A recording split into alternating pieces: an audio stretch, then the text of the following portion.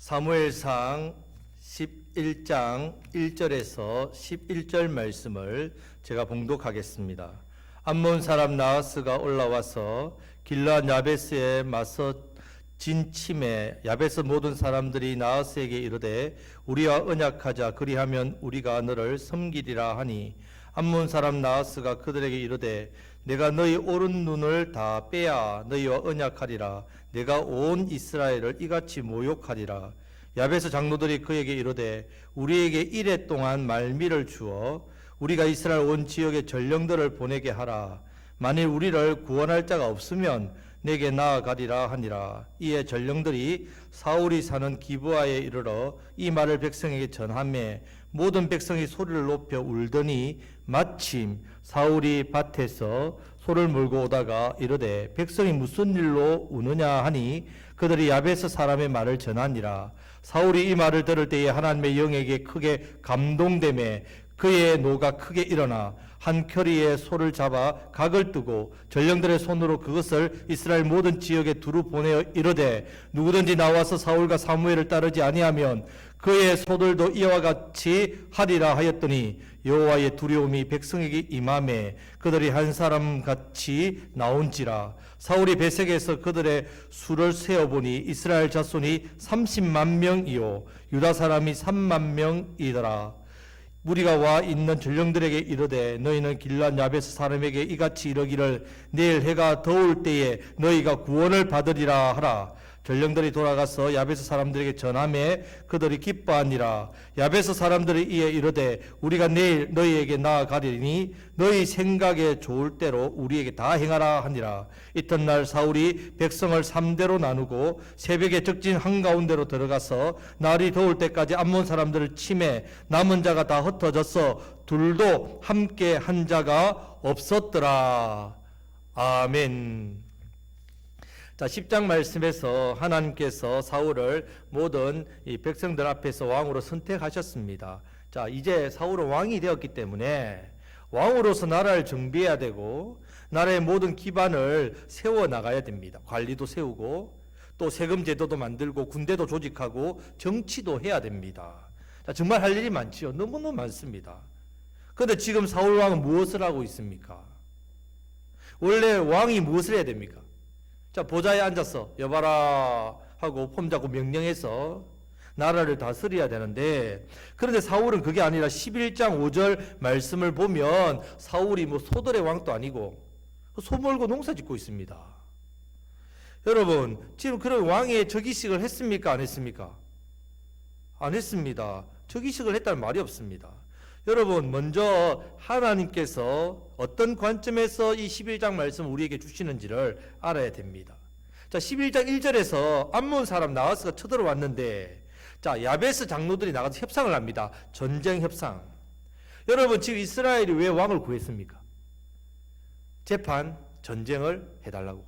그렇게 해서 왕을 구했는데 지금 이 상황에서 왕이 나가서 협상을 하는 게 아니라 장로들이 전쟁 협상을 하고 있습니다. 세움받은 왕은 농사 짓고 있습니다. 자, 사실 이때까지 이스라엘에는 인간의 왕이 없었지요. 그런데 갑자기 왕을 세웠단 말입니다. 그러니까 백성들이 왕의 즉위식을 해주고 왕을 세워서 이렇게 나라를 세워야 되는데 지금 왕을 따르지 않고 있습니다.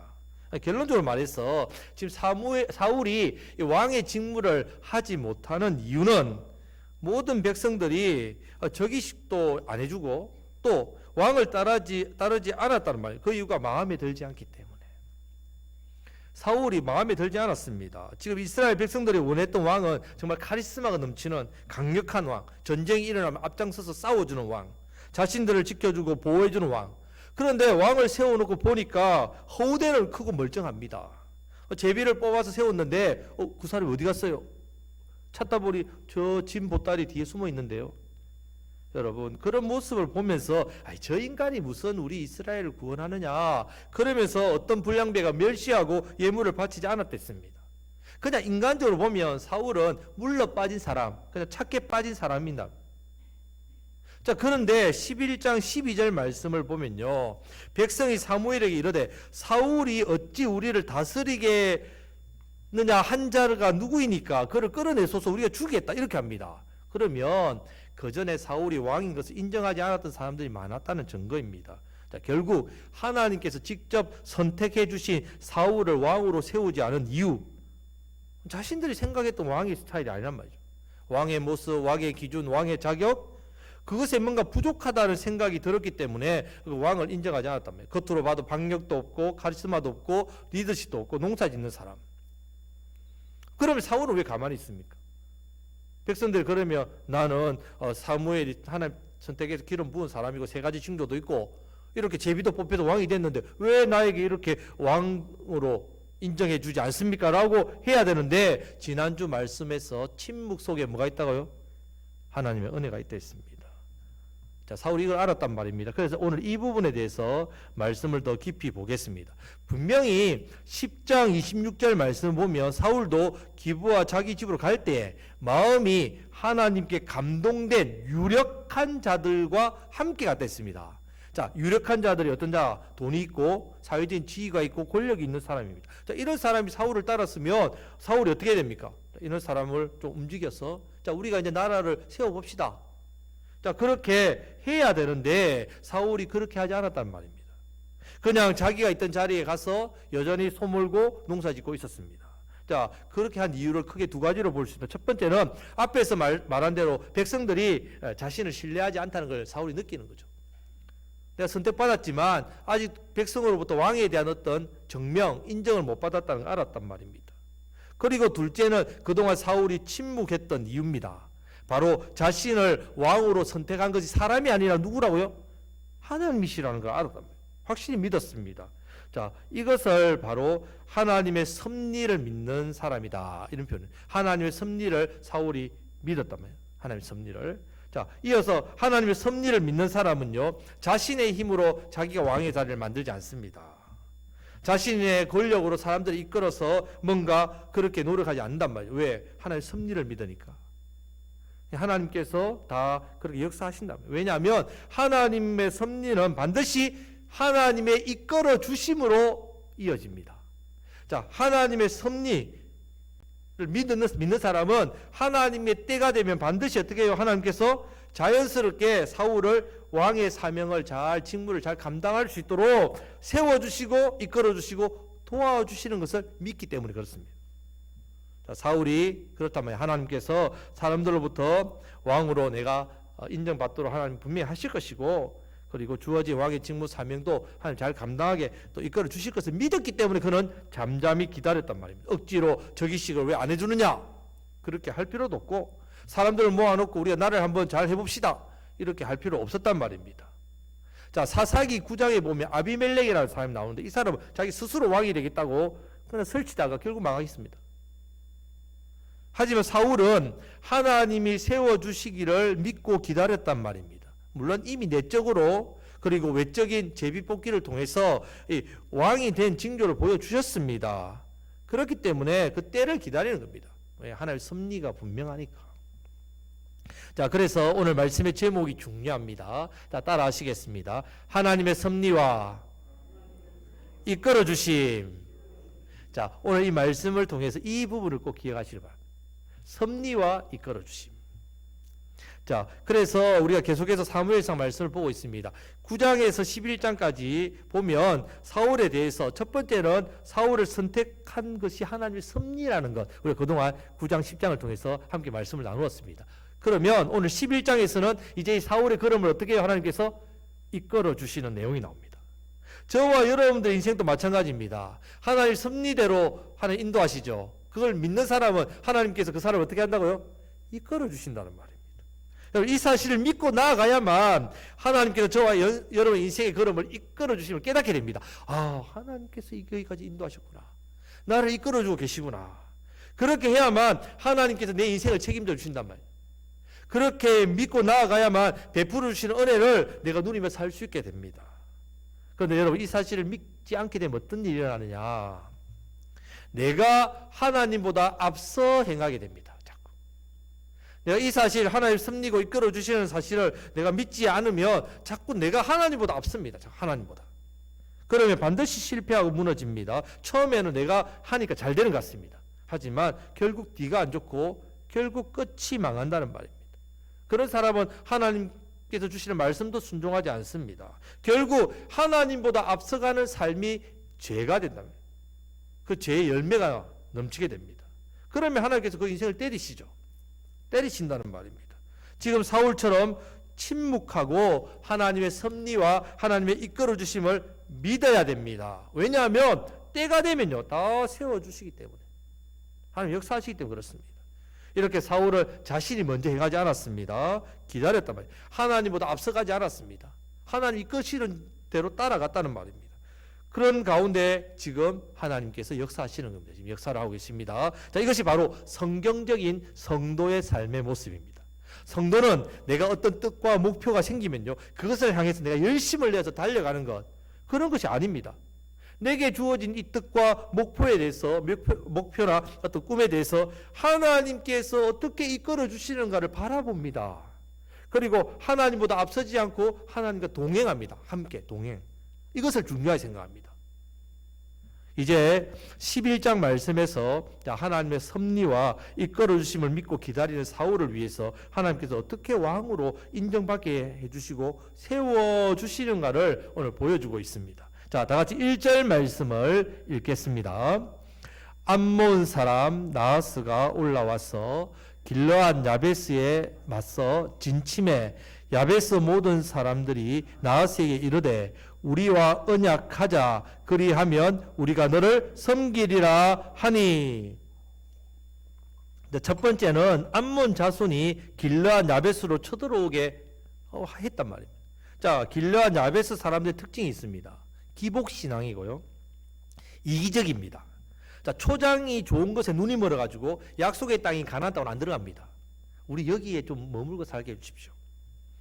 그리고 사사기 5장에 보면요, 자, 드보라 시대입니다. 드보라가 하솔왕 야빈과 또 시스라 우리 그 이스라엘 군대와 싸우러 갈 때에 길르앗 사람들은요 함께 전쟁하러 안 나갑니다. 자기들은 뭐 어려움이 없으니까, 가나안 땅에서 하는 전쟁이니까 자기는 가나안 땅 밖에 있으니까. 게다가 21장에는 총회로 모였을 때도 참석 안 합니다. 총회에 참석 안 한다는 말은 이스라엘 전체가 결의한 내용에 우리가 따르지 않겠다, 동참하지 않겠다는 뜻입니다. 한마디로 자기 욕심이 되면 하고 욕심이 안 되면 안 합니다. 그리고 기복신앙이나 영적인 일에 헌신하는 일에 전혀 관심도 없는 부류가 이 길르앗 야베스 사람들입니다. 그런데 암몬 군대가 쳐들어왔단 말이죠. 그러면 가나안 땅에 있는 이스라엘 백성들이 도와주고 싶겠습니까? 절대로 안 도와주고 싶죠. 그동안 한 일이 있는데. 그런 눈치가 있었던지 아니야 다를까 길르앗 야베스 사람들은요 하나님께 기도도 안 해봅니다. 싸워보지도 않습니다. 암몬 자손에게 어떻게 합니까? 우리 종이 되겠습니다. 항복하겠습니다. 이렇게 합니다. 여러분, 이스라엘이 암몬의 종이 되면 어떤 일을 하겠습니까? 그들이 섬기는 주인이신 하나님 이름이 어떻게 되겠습니까? 지금 하나님의 이름이 나라 안팎으로 모욕을 당하게 생겼는데 길르앗 야베스 사람들 전혀 관심이 없습니다. 만약에 내가 죄가 있어서 이런 어려움을 당했다면 회개하고 돌이켜야 됩니다. 그리고 믿음으로 전쟁에 참여하면 하나님 분명히 도와주시고 싸워주신단 말입니다. 그런데 아예 싸워볼 생각도 안 하고요 무조건 항복하겠다 이렇게 했단 말이죠. 성도 여러분, 기복신앙이 이렇게 무섭습니다. 우리는 기복신앙이 아니라 말씀신앙으로 가야 됩니다. 참된 신앙생활은 말씀 신앙생활, 말씀을 듣고 깨닫고 순종하는 것이 신앙생활입니다. 뭐 종교생활이 신앙생활이 아니란 말입니다. 내가 말씀을 믿고 말씀하시는 하나님을 의지하고 그렇게 세상을 살아야만 죄를 이깁니다. 마귀를 이긴단 말이에요. 세상을 능히 감당하고 이긴단 말입니다. 이렇게 이길 수 있는, 그렇게 승리하시는 저와 여러분들이 다 되시기를 축복합니다. 말씀 신앙이 되어야 된단 말이에요. 자, 그런데 이상한 점이 하나 있습니다. 자, 이어지는 2절 말씀을 다 같이 읽겠습니다. 암몬 사람 나하스가 그들에게 이르되 내가 너희 오른 눈을 다 빼야 너희와 언약하리라. 내가 온 이스라엘을 이같이 모욕하리라. 아멘. 자, 지금 암몬이 이스라엘의 항복을 받아들이고 있습니까? 없습니까? 항복을 안 받아줍니다. 여러분, 가장 좋은 전쟁의 승리가 뭘까요? 적이 항복하는 겁니다. 그것도 싸워보지도 않고 미리 어떻게 해요? 졌습니다. 가장 완벽한 승리 아닙니까? 전쟁을 하면 어떻게 약자와 전쟁을 해도 강자에도 피해가 있지요. 피해가 있지요. 싸우면 어쨌든 강한 쪽도 피해가 생기고 죽는 사람이 생긴단 말입니다. 싸움 없이 승리하는 것이 가장 최고의 승리입니다. 그리고 지금 길앗은요, 그냥 우리가 항복하겠습니다 말로 하는 게 아니라 언약을 맺는다. 언약을 맺는다면 무슨 말이냐? 조공 바치겠습니다. 종이 되겠습니다. 조공 바치겠습니다. 이렇게 항복을 합니다. 그러면 암몬은요, 그냥 항복받고 길앗 야베스에 그냥 무혈입성하면 됩니다. 그런데 무슨 분노가 있고 무슨 원한이 서려있는지는 몰라도 오른 눈을 다 뺀다. 자, 오른 눈을 뺀다면, 자, 전쟁할 때 화살을 쏠 때 오른 눈을 봅니다. 완전히 이 야베스를 완전히 다 죽이겠단 말이에요. 그리고는 언약을 맺겠다. 이 말은 보고 죽일 사람은 죽이고, 보고 뭐 좀 괜찮은 사람 노예로 삼고, 이런 뜻입니다. 여러분, 여기에 하나님의 역사가 있다는 말입니다. 왜냐하면 자, 하나님께서 허락하지 않으면 암몬 자손이 쳐들어올 수 없습니다. 하나님 내버려 두셨기 때문에 암몬 자손이 그 하나님의 백성들을 이렇게 전쟁을 오는 거죠. 하나님 막지 않으셨단 말입니다. 그럼 왜 그러면 쳐들어오도록 내버려 두셨는가? 바로 그 이유가 누구 때문에? 사울을 왕으로 등극시키기 위해서 그렇습니다. 지금 하나님께서 사울을 왕으로 제비 뽑아서 모든 백성들 앞에 선택했지요. 하지만 백성들이 이 사울에 대해 신뢰하지 않습니다.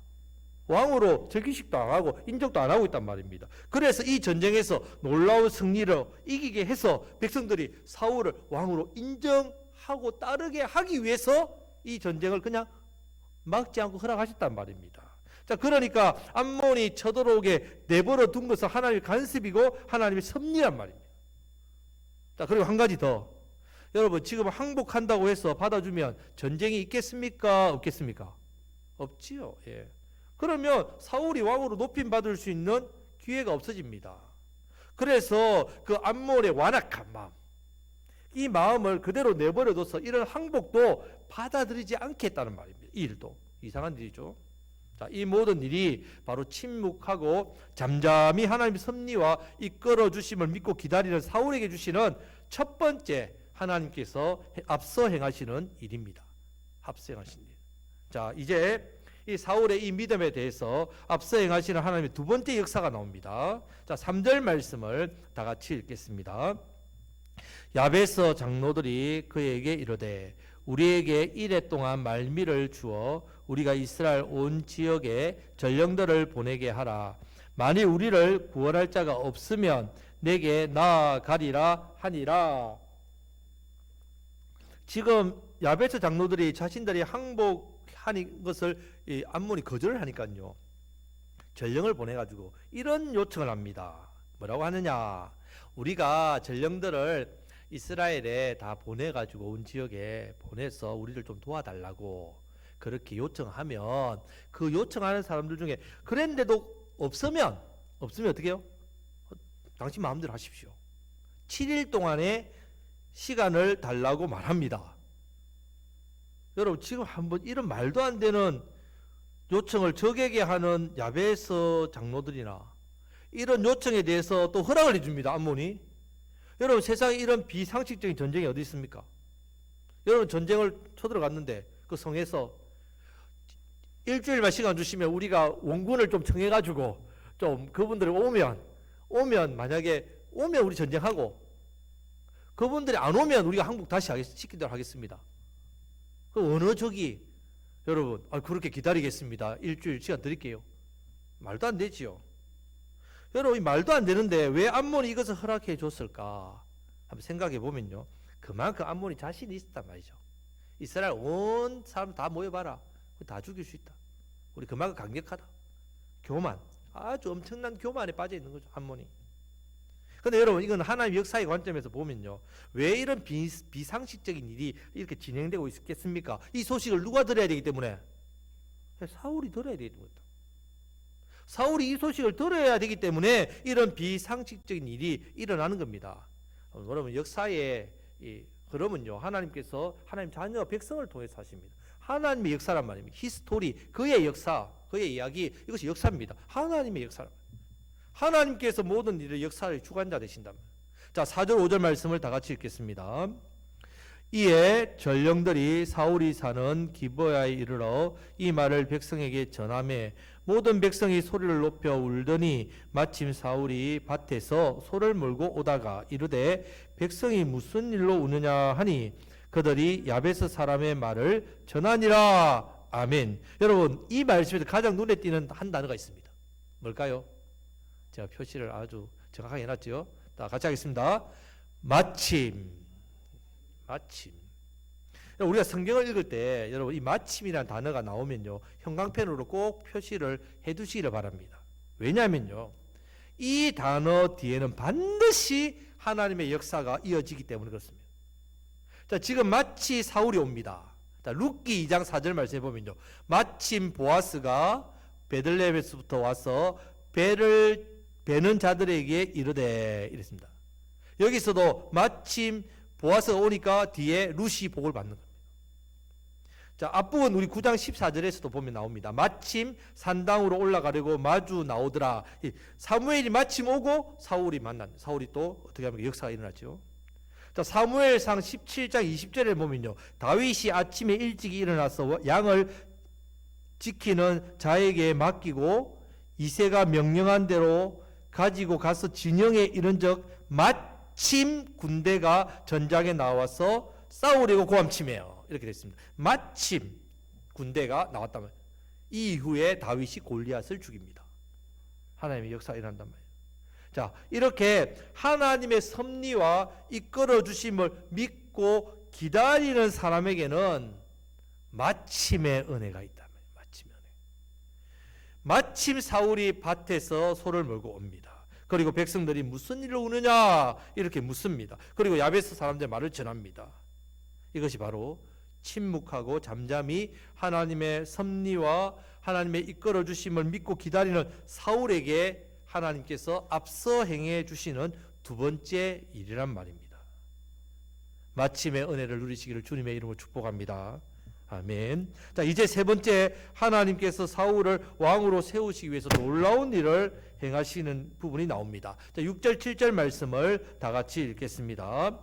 사울이 이 말을 들을 때에 하나님의 영에게 크게 감동되매 그의 노가 크게 일어나 한 커리의 소를 잡아 각을 뜨고 전령들의 손으로 그것을 이스라엘 모든 지역에 두루 보내어 이르되 누구든지 나와서 사울과 사무엘을 따르지 아니하면 그의 소들도 이와 같이 하리라 하였더니 여호와의 두려움이 백성에게 임하매 그들이 한 사람같이 나온지라. 아멘. 사울이 이 말을 들을 때에 노가 크게 일어났다 했습니다. 원래 사울은 이렇게 노를 바라는 사람이 아니었습니다. 이전에는 유순했던 모습입니다. 이런 유순한 사울 온데간데 없습니다. 암나기들을 찾다가 사무엘을 만났을 때에 사무엘이 하나님 너를 이스라엘 지도자로 세우기를 원하신다 할 때도 사울의 반응은 겸손한 반응이었다. 그 다음에 세 가지 징조를 주었을 때도 결정을 제대로 하지 못하고 조금 우유부단한 성격도 있지만 기도하는 처소에 가서 산당에 가서 하나님의 뜻을 묻는 기도하는 사람입니다. 성격이 급하지 않습니다. 그 다음에 하나님께서 백성들 보는 앞에서 사울을 제비로 왕을 뽑았을 때도 진보다리 뒤에 숨는 부끄러움이 많고 겸손하고 이런 모습이었단 말이에요. 그런데 지금 사울이 암몬 사람 나하스가 쳐들어왔고 항복했는데도 이렇게 말하고 있다, 이 소식을 듣고 막 크게 울고 있는 이 백성들이 이 말을 전하니까 듣자마자 크게 노가 일어났습니다. 그리고 밭 갈던 소 한 켜리, 한 켜리는 두 마리입니다. 자, 각을 떴단 말이에요. 조각을 내었단 말입니다. 그리고 이스라엘 모든 지역에 보냈단 말이에요. 12조각으로 나눠가지고 나와 사무엘과 나를 따르지 않으면 이렇게 만들어버리겠다. 이렇게 했단 말이에요. 여러분, 앞에서 있었던 사건도요, 비상식적이고 이해되지 못하는 어떤 흐름입니다. 근데 지금 사울의 모습도 원래 사울의 본성이 아니란 말입니다. 너무 사람이 갑자기 변해버렸다. 근데 여러분, 이렇게 사울이 변화된 이유가 나옵니다. 바로 사울이 이 말을 들을 때에 하나님의 영에게 크게 감동되었기 때문입니다. 한마디로 하나님의 영에 크게 감동되었기 때문에 그 속에 뭐가 일어났다고요? 분노가 일어났다는 말입니다. 이것을 가리켜 거룩한 분노라고 합니다. 거룩한 분노. 그래서 이 분노는 사람의 감정에서 나온 분노가 아니라 하나님의 영에서 나온 거룩한 분노이기 때문에 백성들이 두려워하는 겁니다. 여호와의 두려움이 백성에게 임하게 되었단 말이에요. 요한복음 2장에 보면 예수님께서 성전에 장사하고 돈 바꾸는 사람들을 채찍을 만들어 내쫓습니다. 그리고 분노하셨단 말이에요. 자, 이 모습에 대해서 제자들이 나중에 복음서를 전면서 이렇게 합니다. 제자들이 성경 말씀에 주의 전을 사모하는 열심히 나를 삼키리라 한 것을 기억하더라. 예수님의 이 모습을 보면서 이 시편 말씀을 기억했단 말입니다. 자, 주의 전을 사모하는 열심 때문입니다. 이것이 거룩한 분노입니다. 하나님의 성전이 더럽혀지는 것에 대한 거룩한 분노. 자, 성도 여러분, 자, 우리가 예수 믿는 사람이라고 해서 늘 보면 온순하고 부드럽고 그렇게 해야 된다? 그렇지 않습니다. 우리 신앙생활 하니까 다른 사람 앞에서 참고 막 화도 못 내고 늘 막 유순하게 부드럽게, 절대 그렇지 않습니다, 여러분. 이런 거룩한 분노는 반드시 있어야 됩니다. 이것 없으면요, 하나님을 사랑하지 않는다고 해도 과언이 아닙니다. 만약 여러분, 누군가가 여러분 아무 잘못도 없는데 여러분 인격을 못 하겠어요. 그 정도 뭐 참을 수 있을까? 아니, 우리 부모님에 대해서 함부로 말했어요. 그럼 여러분들이 예, 그러세요. 참을 수 있습니까? 당연히 화가 나지요. 그런데 여러분, 하나님의 이름이 모독을 받는데도 가만히 있으면 그런 감정이 여러분 정상적인 감정이겠습니까? 거룩한 분노가 생겨야 된단 말이에요. 그래서 이 거룩한 분노가 없는 사람은 내가 정말 하나님을 사랑하는 것이 맞는가? 이런 생각도 해보아야 됩니다. 여러분, 이렇게 암몬 자손이 이스라엘과 하나님을 모독한다는 말을 들었을 때에 사울에게 하나님의 영이 임하니까 거룩한 분노가 일어나서 함께 농사짓던 이 소 얼마나 귀합니까? 자기한테서 얼마나 정이 가겠습니까? 이 소를 갖다가 그 다리에서 잡아서 조각을 내고 12지파를 보내면서 따르지 않으면 이 소들처럼 될 줄 알아라. 이 소처럼 될 줄 알아라. 그때에 하나님께서 여호와의 두려움으로 백성들에게 역사하셨단 말이에요. 그들이 한 사람같이 나왔댔습니다. 30만 명이 나왔는데 30만 명이 한 사람처럼 나왔댔습니다. 지금 백성들에게 임한 두려움은요, 단순히 택함 받은 사울이 왕인데 이거 왕이 화가 났다, 이거 무서워라, 이런 인간의 두려움이 아니란 말입니다. 앞에서 모든 백성들이 사울 왕의 만세를 부를 때에 저 사람이 어떻게 이스라엘을 구원할 수 있겠느냐 하고 멸시했던 사람들이 많은데 왕으로 인정하지도 않고 있었습니다. 지금 왕으로 인정하지 않았는데 뭐 그 사람 말이 무섭다고 사울이 뭐 그런다고 두렵겠습니까? 저기식도 안 해줬습니다. 저런 부족한 사람을 어떻게 왕으로 세우냐고 오히려 거부했단 말입니다. 아니, 저 사람에게 우리의 생명과 우리 재산을 어떻게 맡겨? 이렇게 거절했단 말입니다. 그렇기 때문에 지금의 두려움은 사울이 왕으로서 주는 두려움이 아닙니다. 하나님의 영이 감동받으니까, 영이 임하니까 어떻게 해요? 하나님이 주시는 두려움이 모든 사람이 임했단 말이에요. 성도 여러분, 우리도 말씀에 사로잡힐 때 이런 거룩한 두려움이 임합니다.